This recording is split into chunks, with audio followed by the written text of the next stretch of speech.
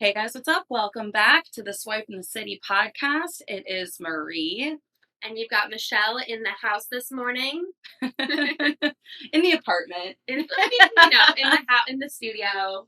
My dream of owning a home. We're in our second studio today, so we're gonna have more cat action going on than we're in studio one. Michelle says thrilled as she literally just stood in the corner so that my cat could jump up and eat some food. So that's so sweet of you. Yeah, I know that I don't like anyone to get in between me and my breakfast, so. That's fair. I don't either. I can get very dangerous when it comes to food. So Michelle, you want to kind of just dive right into things, or what's going on? Yeah, we can dive in. So today we're gonna do another episode in the series of dating best practices.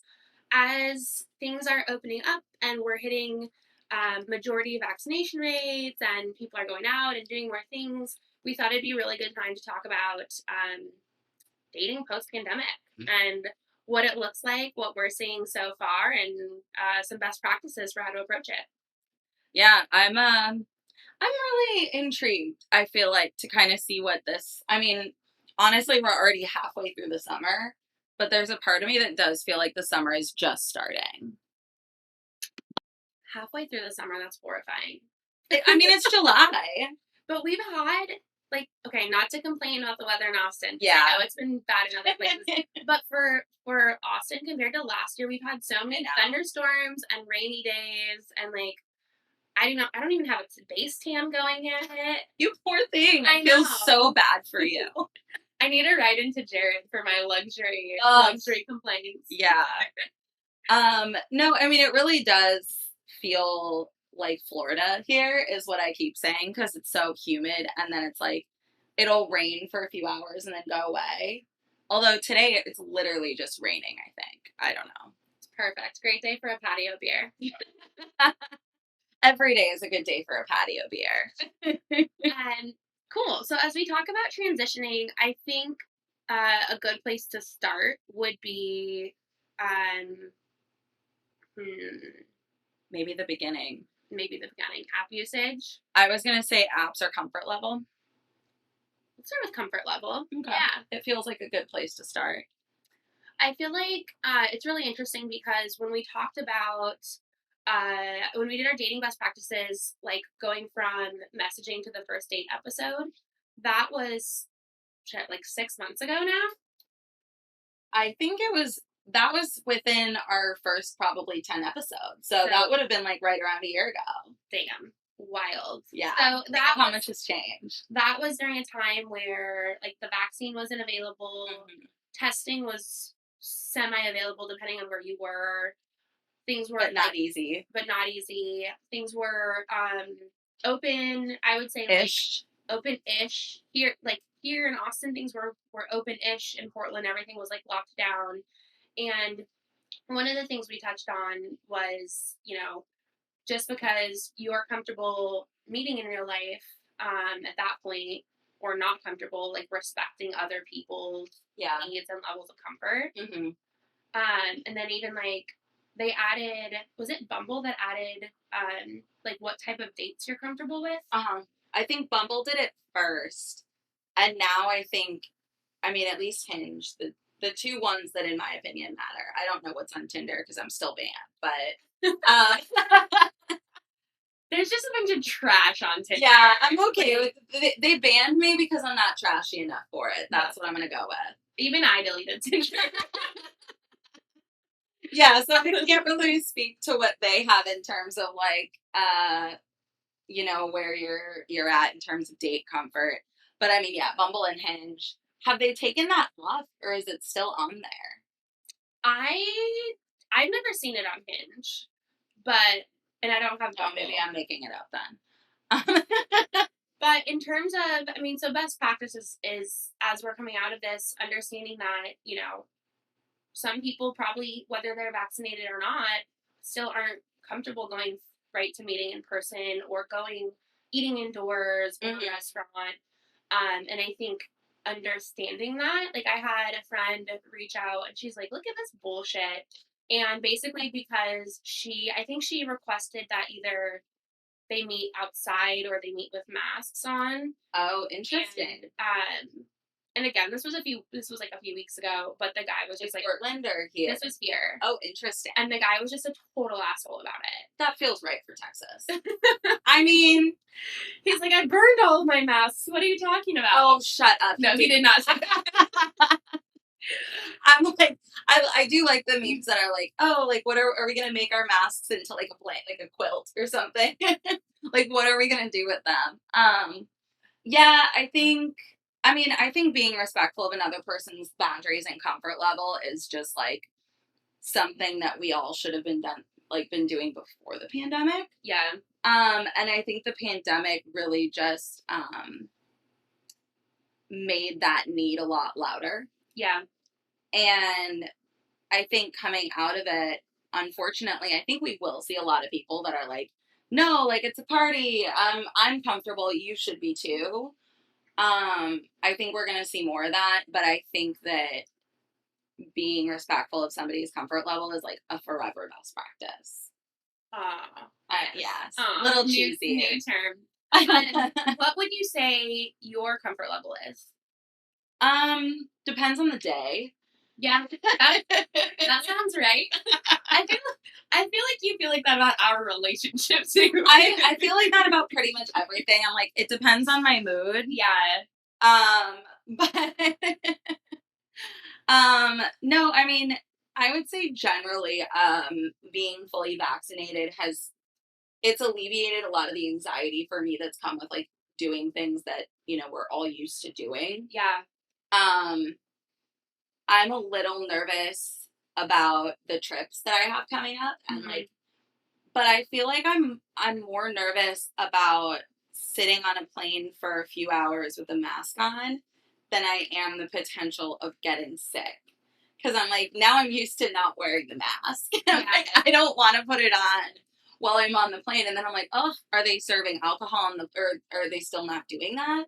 Are they serving alcohol on planes again? Because I don't know if I want to go on a plane somewhere if I can't have a drink. When I flew back from Portland, like over a month ago, they were serving alcohol. Okay. Which airline? Lots of it. I typically fly Alaska. Okay. I typically fly Alaska. Yeah. It is so interesting because where did I go? I went somewhere the other day that requires masks. And it's funny because we did it for so long. Yeah. We got so used to it. But then now that we don't, it feels weird. But it feels like when we first started having to wear them, like it just feels weird again. Yeah. And I think the other thing too, especially when it comes to businesses, is like I walk into or up to every establishment and I'm like, okay, what are the rules here? Yeah. And it's more of a question like it was when things first started opening up again, especially here in Texas, of like, well, there's usually a sign on the door that's like, if you're fully vaccinated, then you can not have a mask. But then you walk in and everybody's not wearing a mask. And it's like, okay, given the stats, like we know only half this country is vaccinated. Yeah, I don't know. We're doing the best we can. Yeah. Yeah. I mean, and like at this point, it's kind of like, it's a lot easier to be around that, but it is kind of annoying to have to question everything that you do. Of like I had to, my vet is still doing, not just masking in there, but they're essentially doing like a drop off. I don't know what yours is doing, but like, yeah. I was honestly kind of annoyed because I'm like, I want to be in there with her. Yeah. I don't want to just like give you my animal and have you like poke and prod her. Yeah. But yeah, and I was honestly kind of surprised that it was still like that because everything else, especially here, is open. So what my vet, they have like a statement and they sent out an email. Basically what they've said is that they feel like getting vaxxed it's like a personal choice. And so they're not requiring their employees to be vaxxed. So they're requiring their employees and all people coming in to stay masked for that reason. Okay. But they did, yeah. But at least they're like public about that. Yeah, like they have, this is, again, I'm a big fan of places just like having their policy or rule or like instructions. Like, just give me a sign. Tell me what to do. And I'll do it. Yeah, I'm like, I'm not, if you tell me to wear a mask, I'm going to put a mask on. Yeah. But I want to know before I walk in so that Right. so that I'm not that asshole that's like, oh, you want me to wear a mask? But I'm vaccinated. Yeah, like, fuck you. I do want to bring it back a little bit to talking about the apps, right? So, before they had added the like date, what you're comfortable with. Now, Hinge allows you to add your vaccination status, Mm-hmm. which I think is really interesting. Yeah, what do you think about that? I get it. I get it because it's like, for a lot of people, I'm sure they wouldn't go out with someone unless they're vaccinated. Maybe. I don't know if I have that strong of a, like, because I feel like I'm covered for the most part. So I don't know if I have that strong of a thing. Typically, it's something that hasn't come up for me until I'm, like, on a date with someone. Yeah. So I don't know. I updated mine just because if people care, they can see it. But yeah, I don't know. What are your thoughts on them adding these things as like qualifiers basically in the app? Yeah, I think it makes a little bit more sense to have more of like a comfort level in terms of what you're open to dating, because even though it didn't need to become political, the vaccination thing has become like more of a political stance versus like, especially when things were really shut down. Yeah. People's comfort level, even people more conservative voting wise, were still in their house, just because of a political belief didn't mean that they weren't like afraid of getting it, right? Yeah. So I think that's different versus like the vaccination thing. It's like you see that somebody isn't vaccinated and you're going to make a certain type of assumption about that. So I don't really know how I feel about it. Yeah, I honestly, because I think you have to like swipe across that little bar to look at it. So I feel like I haven't really been paying attention. Maybe I will, because I also wonder if people aren't vaccinated, are they going to put that as their status? Or are they just, if they are, they'll put vaccinated and then no one else is going to, you know what I mean? So, well, and that's why I think like the political thing ties in there, because I feel like somebody who's not vaccinated is only going to put that on their profile if they're doing it to make a statement. Yeah. And I think on the other hand, like, I think there are a lot of people too that are vaccinated and are making it as a statement. Yeah. And like, it's a personal choice. So if you're not going to do it, fine. Like you, I'm like, I'm already covered. Yeah. Right. So it doesn't matter if like we meet up and you're not necessarily, you know what I mean? I feel safe. Yeah. So it kind of seems a little bit like overkill. Yeah. I think I feel like that too. Like, it is what it is. But there are a lot of those optional ones that you can add that I feel like can be a little overkill. I think, I mean, honestly, I've never had all of that public, because other than like my astrological sign, I'm like, you have to know up front that I'm a Scorpio. You have to put the warning out there. Yeah, it is. It's like, disclaimer. Yeah. Disclaimer. This bitch is psycho. Yeah, I mean, I don't think we need to get into all of those options being overkill, but I agree with you. So this is a pet peeve of yours. How do you feel about masks and photos during our masked period of life and now coming out of the pandemic? I hate it because first off, if we meet up, I'm gonna see you in a mask, right? Or at least back then, that's how it was. I don't necessarily need to because I can't see your face. Like, I think the point of having photos on a dating app is to showcase what you look like. Yeah. And if I see you in a mask, like, there's literally like, oh, cool, you have pretty eyes. Like, yeah. It's like when people only have selfies or they don't have any photos of like their full body. And now I feel like it's like, okay, that's so 2020. Yeah, I did have one photo with a mask, but it was my last photo, and it was me at Austin Pets Alive. Like, it was very on brand for you there, and like very obviously as they're volunteering, and at that time you had to have a mask on in all areas at all times. Yeah.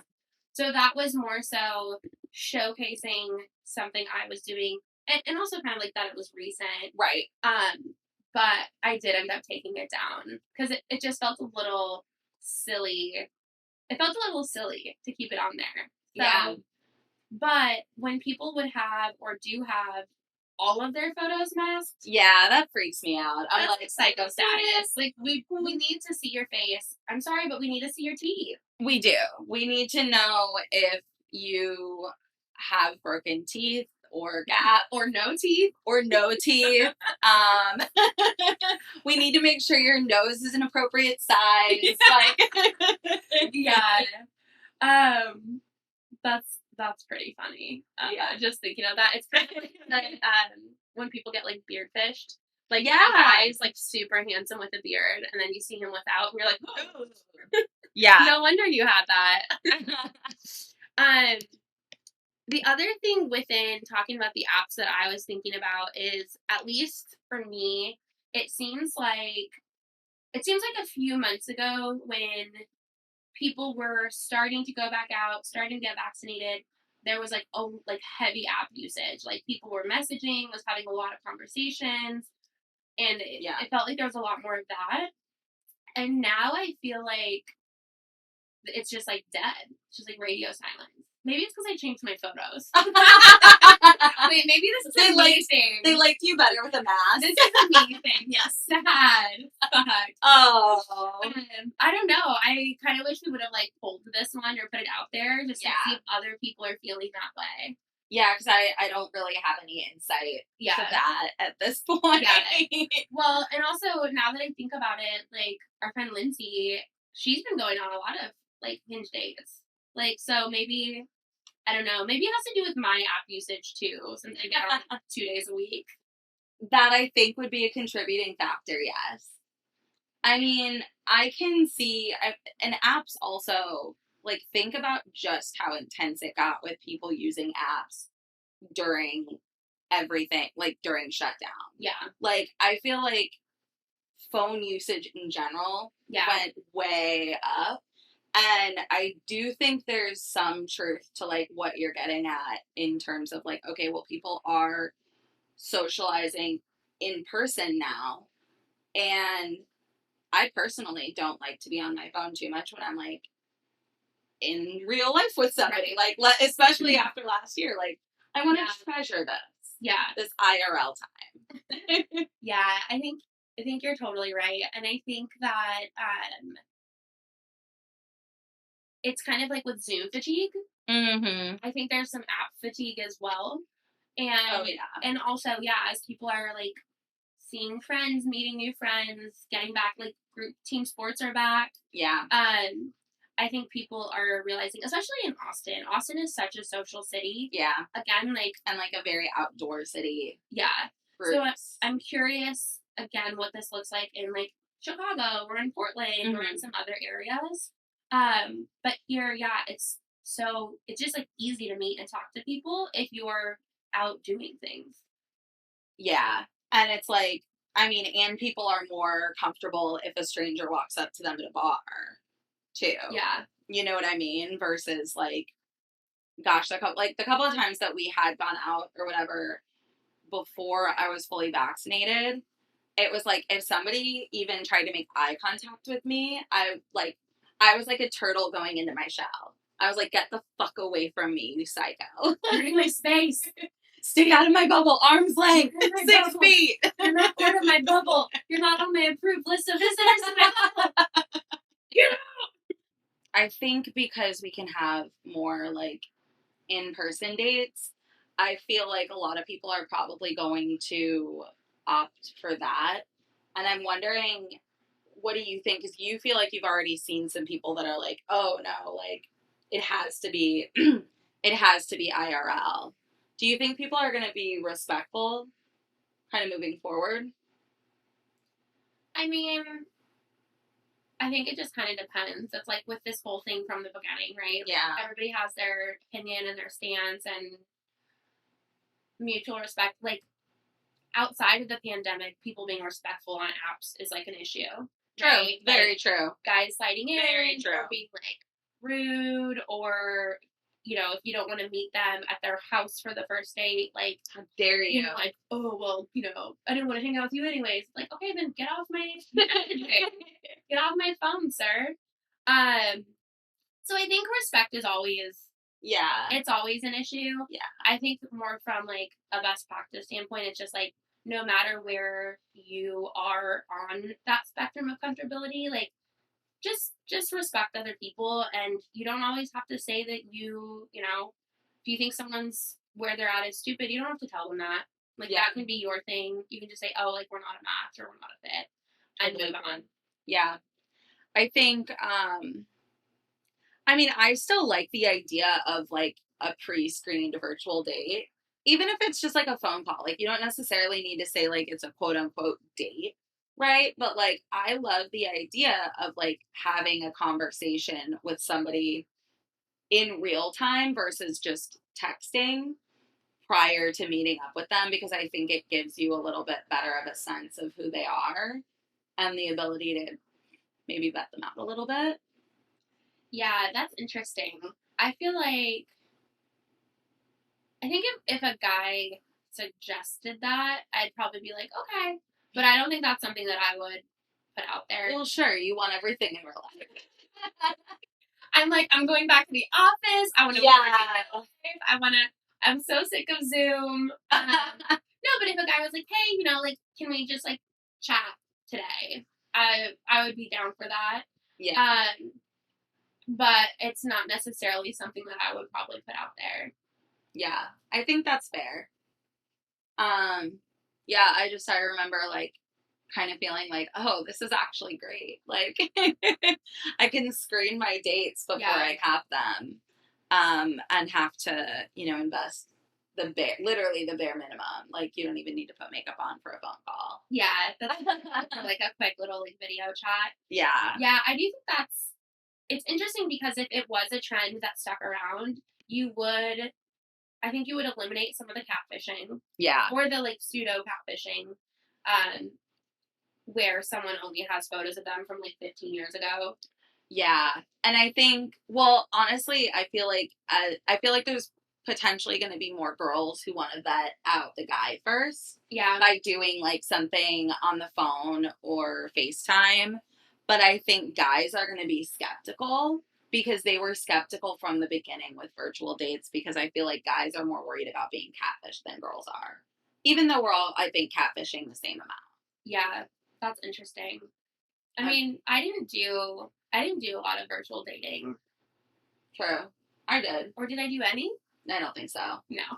I was like, oh no, I did. When I was listening back to our first episode on quarantine dating, we polled everybody and we were like, are you virtual dating? And it was about half and half, yes and no. And then when we were talking about it, it was half and half, yes or no, because I was doing it and you weren't. I think I did. Oh, I did one virtual date because I had potential exposure. Oh, yeah. And needed to get tested. And so actually I did do one virtual date because we had to cancel, and we'd had just like a really good back and forth leading up to that. Yeah. And so it was like, well, I don't want to, you know, cancel. Yeah. So that was the one that I did. But worst case scenario. I think it's going to be a lot harder to get people on a virtual date now when it's like we can just like meet for coffee. Mm-hmm. But I don't think I don't think it's going to go away completely. I didn't really do this, but I feel like a lot of people opened up their like distance and were willing to talk to people farther away. Maybe I'm making this up. You mean like physically farther away? Yeah, like or like because everything was online.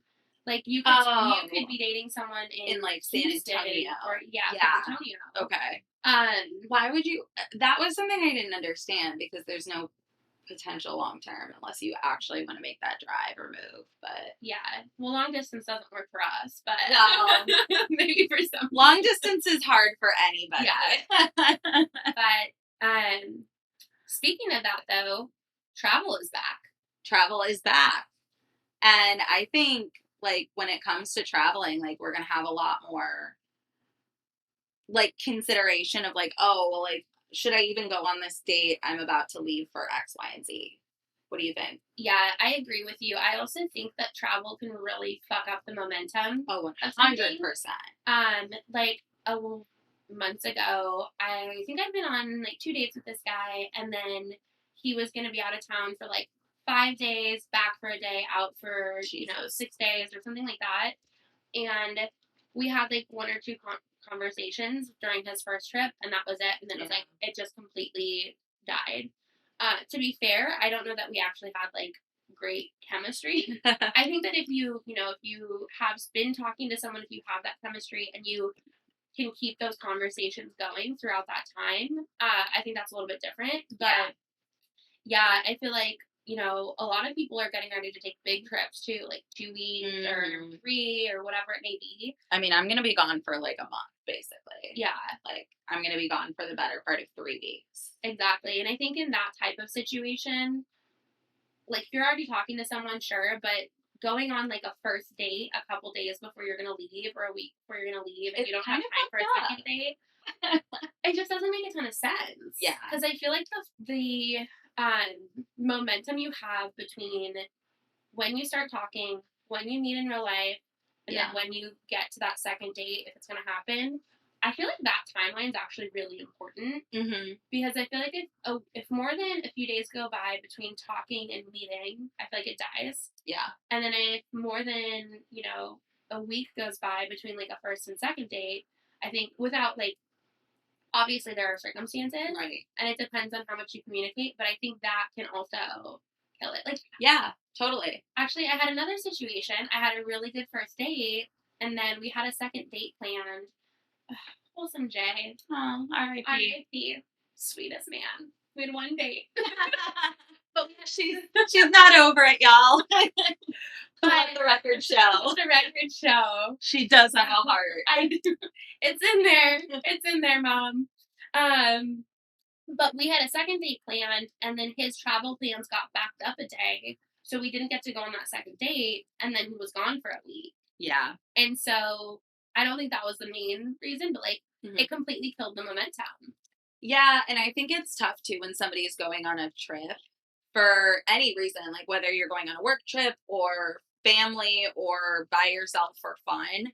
I don't think it's fair to assume or expect that other person to be texting you while they're on their trip.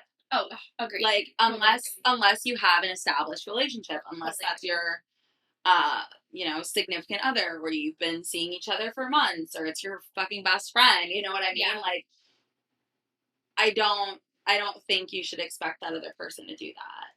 Yeah, I agree with you. Especially again, like for us when we're either like working a lot or like really focused on work, and or when we're spending time with our families, we're not doing the chatty bullshit back and forth texting. Right. Like even when you were like when I was in Portland, we didn't talk very much. Right. And then when you were just recently visiting your family, we were chatting here and there, but not as much as we normally do because we're like we're doing stuff. We're spending time with family. We're people I haven't seen in a while. Exactly. And it's like, and then, because then you're asking, like, oh, it's not fair that, like, I'm visiting my family for the first time in months and, like, I'm on my phone the whole time. Like, my mom will always call me out on that.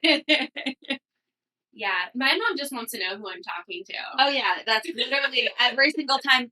Who are you texting? Is it a date? Can we see him? No. No, ma'am. You may not. Yeah.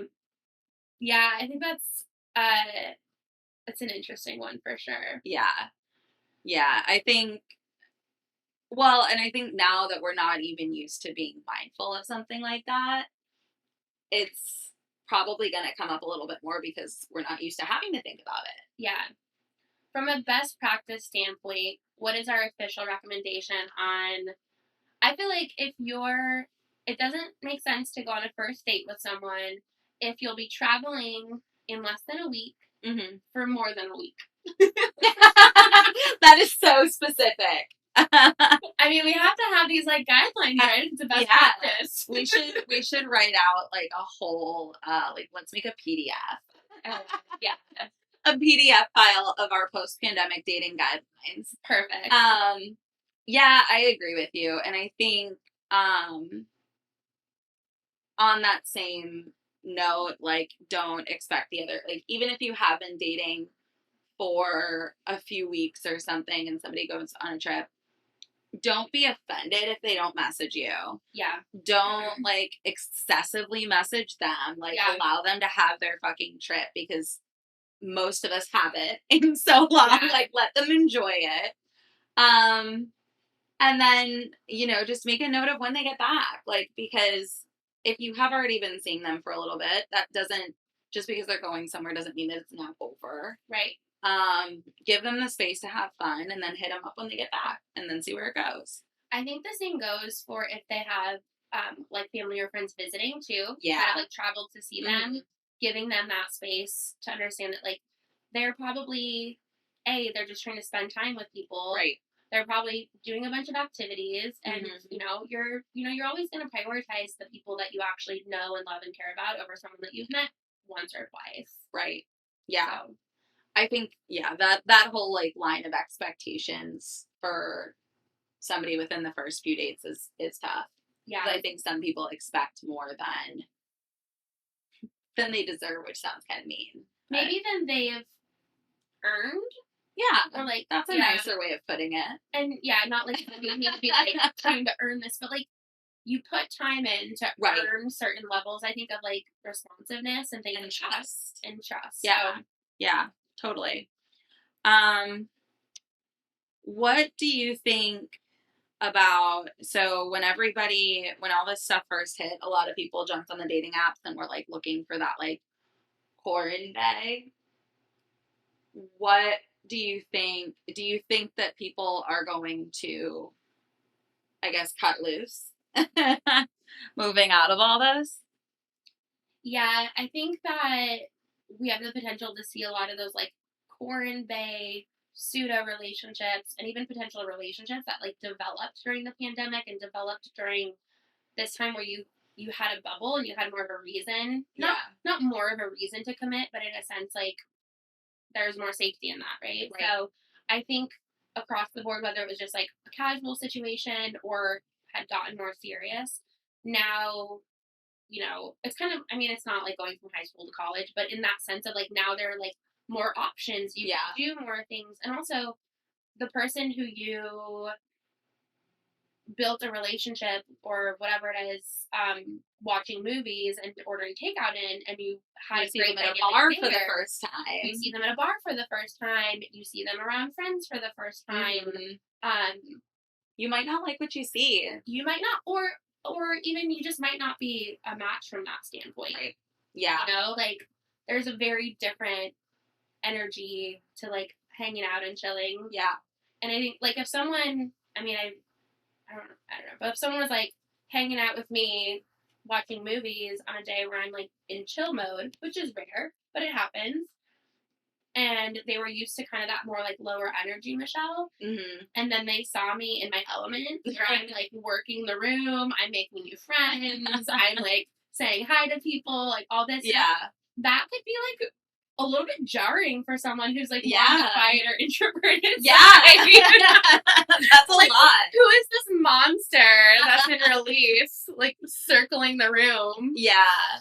Well, and I think something too, I think relationships, even the ones that had started pre-pandemic, they went one of two directions. They either got way more serious than perhaps they would have for that time, or they completely dissolved. Agreed. And it was two extremes. And so I feel like within the initial first couple of months of the pandemic, we saw a lot of friends breaking up. And I think moving out will probably, for everything that you just mentioned, probably see a lot of people breaking up now too. Yeah, I definitely think so. And I think too, it's also, we've been, so devoid of,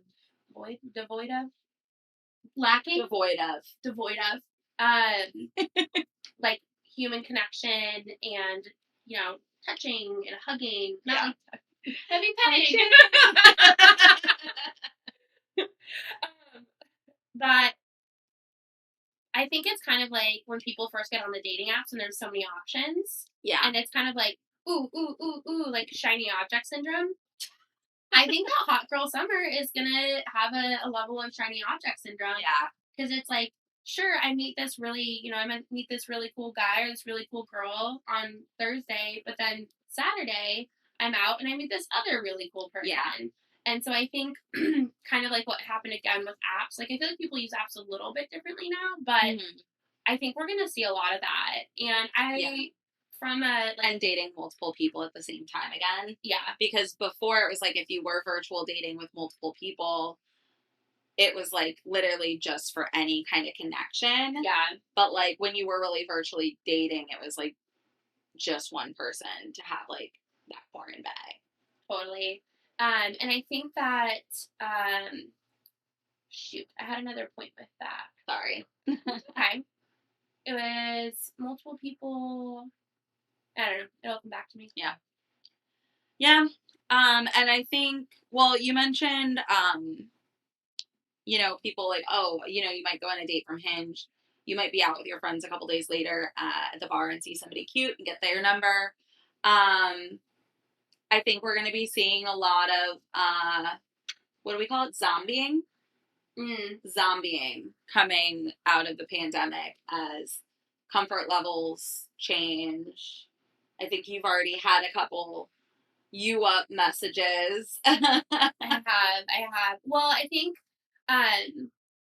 what is funny is, we have our Shit Guys Say episode where we've talked a lot about like Hinge messages, Instagram DMs, but the message from a random number because maybe you were out. Yeah, and by you didn't save it. Me personally, you're out and you like give someone your number, but they don't like text you with the context, which is one of my biggest pet peeves. Like, text me with your name and where I met you or some other context so that I know like who it is if we haven't had a conversation. Or you're like me and you don't save the number because it goes nowhere from there. And then you end up deleting the messages to free up space on your phone. I do that a lot. See, I don't usually delete the messages because that's how I have my context. But yeah, we'll get into this again more. Some really hilarious examples. But I got a Michelle want a brunch text at 4:38 a.m. So I respond from a there are some 24-hour diners from a random number with no context. So I responded, 4:38 a.m. is an odd time for brunch. I feel like that's a very appropriate response. Like, this is bizarre. Like, it is weird. This is weird. That's weird. So I'm getting invited on a date. It's obviously meant for the next day, but I'm just curious why, like, 4:48 a.m. this person who I don't know who it is, I'm like on their mind. But for like a date for the next day, it's like a weird you up text. Did you ever hear back as to who it was? They told me their name with no additional context. So, and just first name? Just first name. And it's not ringing a bell. So I asked how I know them and they have not responded. So. What if the text was for somebody else? Like, because another Michelle? Oh. It said, hey, Michelle. Oh. That would be. Because, like, I could see, like, I feel like the cliche, like, let's get brunch is, like, after you fuck. Mm-hmm. And so my assumption would be, like, oh, it wasn't for me. Like, he got the number wrong and thought he was texting the girl that he just hooked up with. Because, like, 5-ish a.m., I could see being a time for, like, somebody to leave after, like, a drunken hookup. Okay. But, I mean, if he said your name, the odds that he just had that issue with another Michelle is very... I mean, not that Michelle's a terribly uncommon name, but it just, That's a little too strong. A layer of specificity. Yeah, so we'll see. I'm just excited to be able to bring a new layer to our Shit Guys Say. We do love our Shit Guys Say episodes. I mean, they're fun. They're fun. Somebody's gotta do it. So we're here having the tough conversations. To help y'all out though, like we're just trying to give you advice, and if you don't take it, we're just gonna have to keep, keep Gotta, doing it. yeah. I mean, just be better. Just be better. On that note, as my brother would say. Yeah. On that note, Michelle, where can people find us? Swipe in the city across platforms. And then potentially doing a live event in August at Wanderlust Wine Company, our fave. Our BFFs. So we'll definitely be posting all that info to Instagram, and we'll, as the details come out, we'll share them. But really, really pumped for that. Yeah, that's gonna be fun. We did a live show at Buzzmill this week, and it was great. I'm excited to share some of those pictures and maybe a video. Yeah. IRL events are back, guys. And bye. Bye.